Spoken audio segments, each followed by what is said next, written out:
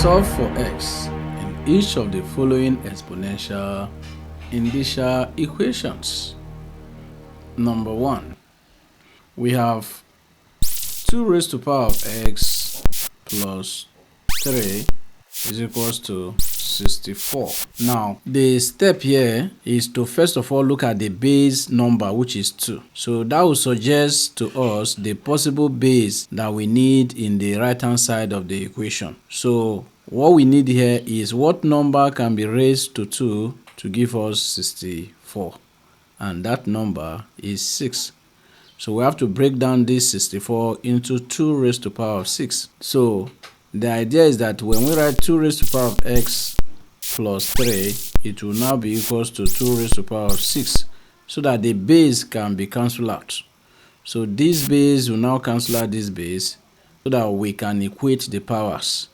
So we now have x plus 3 to be equal to 6. So this will give us a complete linear equation. Then we can now solve x equals to 6 minus 3. Therefore, our x will be equal to 3. So this is how to solve this number 1. Now let's move to number 2. Now in number 2, the base word there is 5.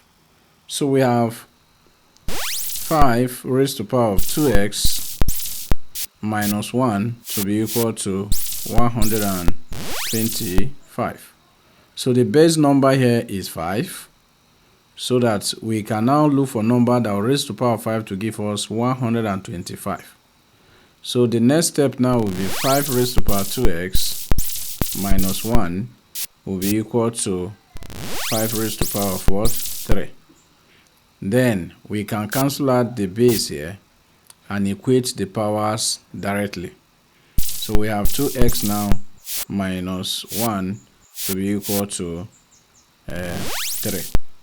So this will give us direct linear equation, so that 2x will be equal to 3 plus 1. Whatever move from the left hand side of the equation to the right will become plus if it is minus, and minus if it is plus. So we now have 2x now to be equal to 4. So we are going to divide both sides of the equation by the coefficient of x. So we'll divide here by 2, here also by 2. So these two cancel out these two. Our x now will be equal to 2 into 2 give us what? 2. And that is the final answer for this question number 2. 3 raised to the power of x times 3 raised to the power of 2, and is equals to 243. Now for the left hand side of the equation, we are going to use multiplication law. Here we are going to write 3 raised to the power of x plus 2, and it will be equal to 3 raised to the power of what? 5. Of course, this base cancel out this base. X plus 2 now will be equal to 5. So if you solve the linear equation, we are going to have x equal to 5 minus 2. Therefore, x now will be equal to 3.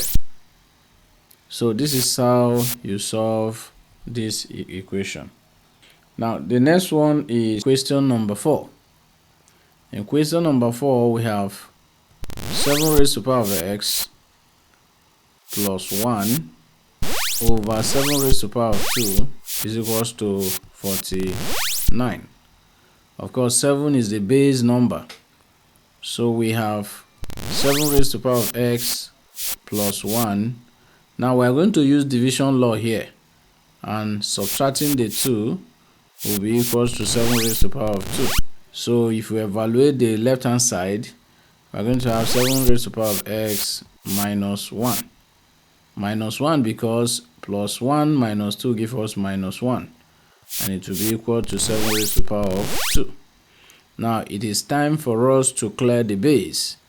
So this 7 cancel out this, so that we can equate the powers. So x minus 1 now will be equal to 2. Now if you apply the law, one of the laws of linear equation, we are going to have x equal to 2 plus 1. Therefore, x now is equals to 3. So this is how far we can go in this class. In case you have not subscribed to our channel, please subscribe.